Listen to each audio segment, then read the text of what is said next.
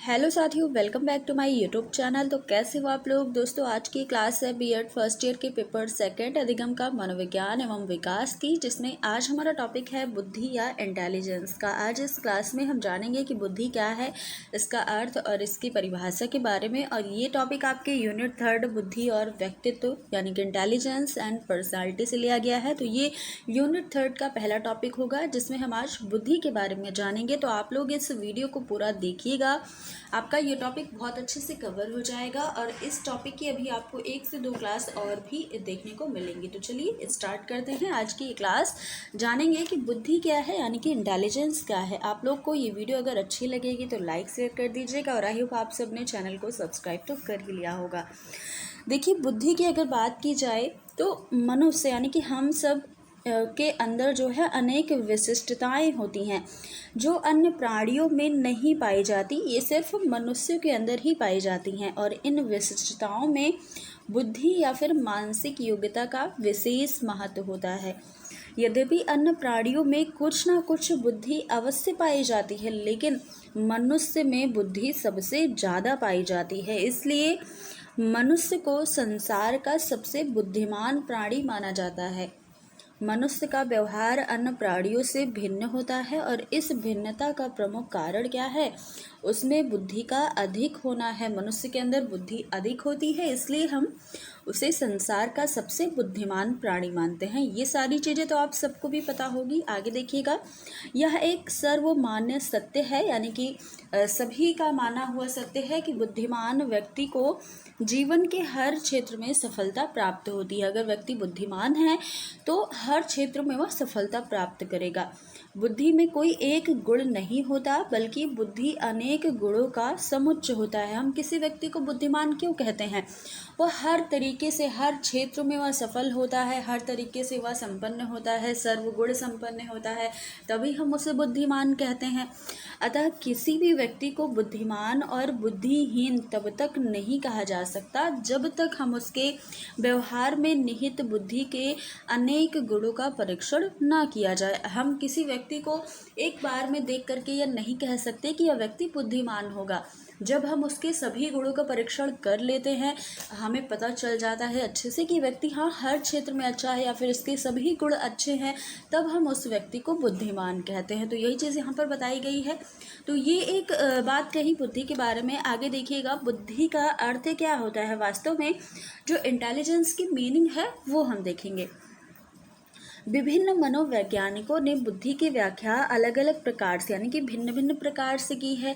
बुद्धि के प्रत्यय पर विगत बहुत ही वर्षों से विचार मंथन किया जा रहा है, यानी कि काफ़ी समय से बुद्धि के ऊपर बातचीत चल रही है या फिर विचार विमर्श हो रहा है, लेकिन अभी तक कोई भी सर्वमान्य संप्रत्यय सामने नहीं आ सका है। वास्तव में बुद्धि के संबंध में अलग अलग या भिन्न भिन्न लोगों के मस्तिष्क में अलग अलग पूर्वाग्रह या फिर पूर्व धारणाएं होती हैं, यानी कि पहले के पूर्वज जो बताते थे वही सारी धारणाएं अभी भी चलती आ रही हैं। लेकिन ना तो सन 1910 की ब्रिटिश विचार गोष्ठी और सन 1921 की अमेरिकी विचार गोष्ठी और सन 1923 का अंतर्राष्ट्रीय गवेषणा सम्मेलन ही इस विवादग्रस्त प्रश्न को हल करने में समर्थ हुए हैं।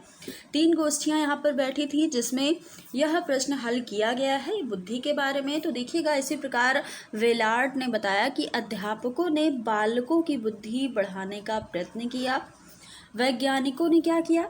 वैज्ञानिकों ने बुद्धि के मापन का प्रयत्न किया। इन्होंने बताया, बेलार्ड ने एक मनोवैज्ञानिक थे, इन्होंने कहा कि जो अध्यापक क्या करते हैं कि बुद्धि के बालक की बुद्धि को बढ़ाने का कार्य करते हैं, जबकि वैज्ञानिक लोग बुद्धि के मापन का कार्य करते हैं। लेकिन कोई यह स्पष्ट नहीं कर सकता कि बुद्धि क्या है, आखिर बुद्धि है क्या, ये चीज़ कोई स्पष्ट नहीं कर सकता। जबकि अध्यापक ये करते हैं कि हमारी जो बुद्धि होती है, स्टूडेंट की जो बुद्धि होती है उसको बढ़ाने का कार्य करते हैं और सिखाते हैं, चीज़ों को पढ़ाते हैं, लेकिन वह यह नहीं बता सकते कि बुद्धि क्या है वास्तव में।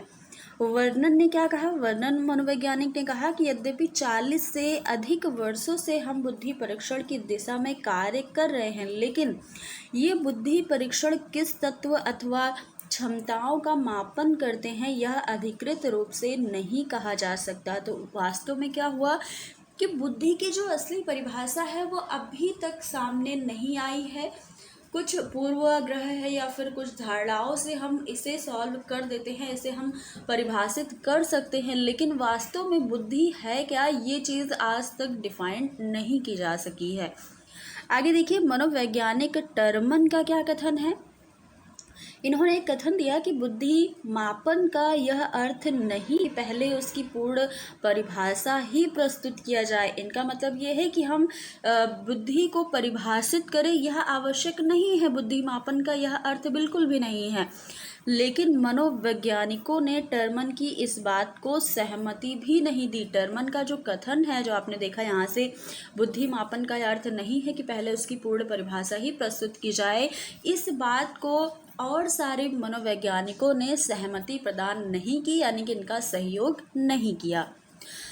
अब आगे देखते हैं, सन 1921 में क्या हुआ। सन 1921 में जर्नल ऑफ एजुकेशन साइकोलॉजी ने 14 प्रमुख मनोवैज्ञानिकों की बुद्धि की प्रकृति के संबंध में लेखों की एक श्रृंखला प्रकाशित कर दी।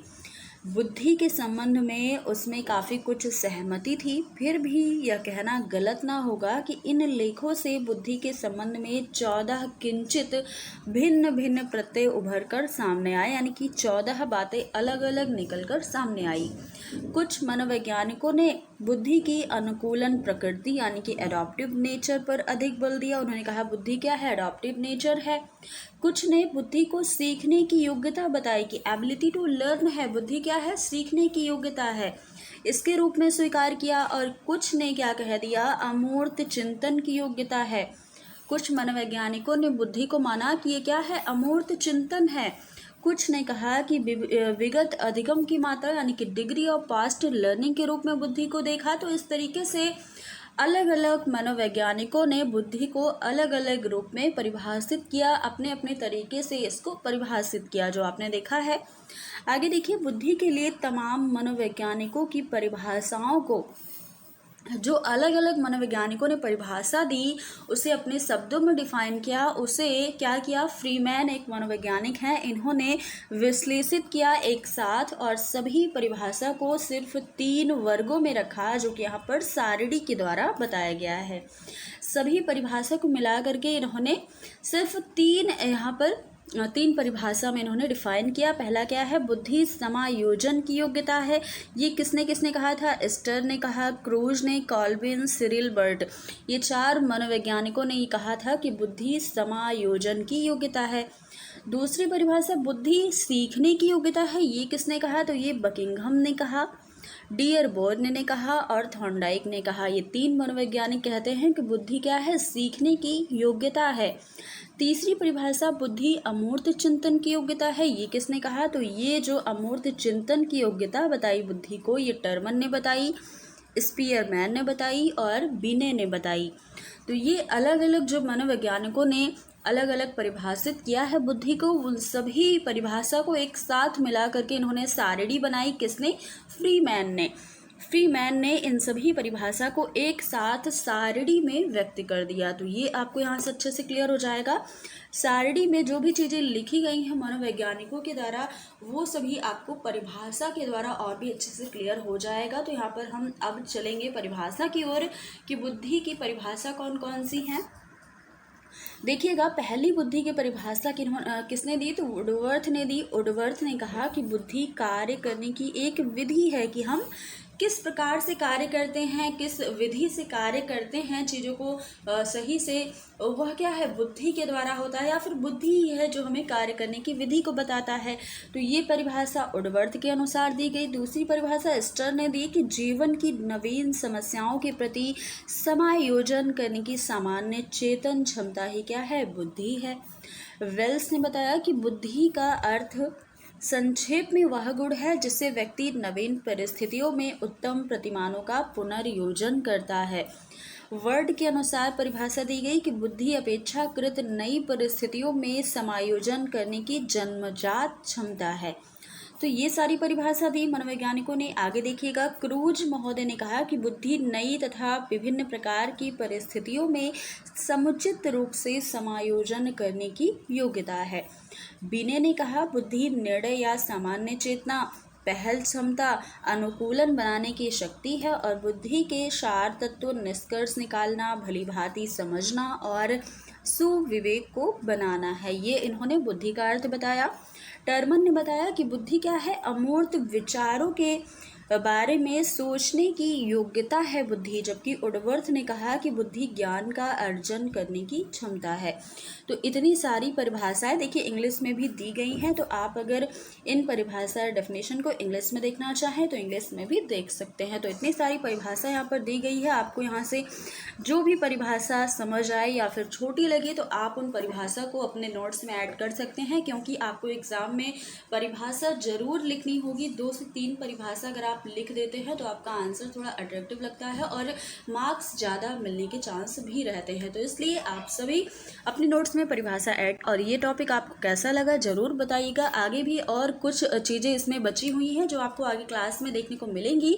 तो आज इस क्लास में हम इतना ही रखते हैं। आपको अगर ये वीडियो पसंद आई तो लाइक शेयर कर दीजिएगा और चैनल को अब तक सब्सक्राइब नहीं किया है तो कर लीजिएगा। फिर मिलते हैं अगली क्लास में कुछ नई चीज़ों के साथ। तब तक के लिए धन्यवाद।